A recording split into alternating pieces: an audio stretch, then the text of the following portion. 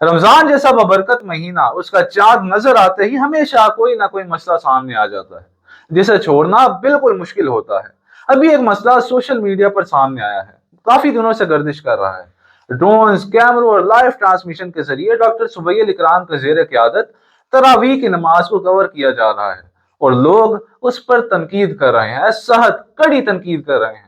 اصل میں کچھ کیمروں اور ایک ڈرون کے ساتھ نماز کی پوری کوریج کی جا رہی ہے تاکہ ہر زاویے سے، ہر طرف سے دیکھنے والے لوگوں تک نماز کی آواز، نماز کی ہدایت اور منظر پہنچ سکے۔ کچھ لوگ کہتے ہیں کہ یہ درست نہیں، کچھ لوگ کہتے ہیں یہ غلط ہے، لیکن میرا خیال ہے کہ یہ سب کچھ مسلمانوں کی عبادت کی خدمت کے لیے ہو رہا ہے۔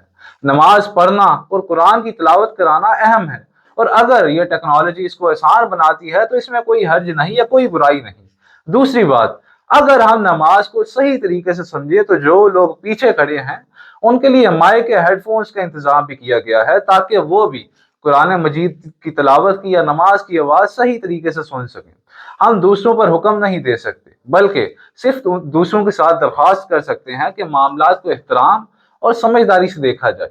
میرا ماننا ہے کہ اس پوری کوریج میں، اس پوری لائیو ٹرانسمیشن اور کیمروں کے استعمال میں کوئی بھی چیز بری نہیں، کوئی بھی برا مقصد نہیں ہے، بلکہ سب کچھ عبادت کو آسان بنانے اور لوگوں تک پہنچانے کے لیے کیا جا رہا ہے۔ ہمیں تنقید کرتے ہوئے بھی سمجھداری سے کام لینا چاہیے۔ اگر ہمیں تنقید کرنی ہے تو سمجھدار ہو کر کرنی ہے، اور ہر چیز کو مذہب یا عبادت پر سوال اٹھانے کے طور پر نہیں دیکھنا چاہیے۔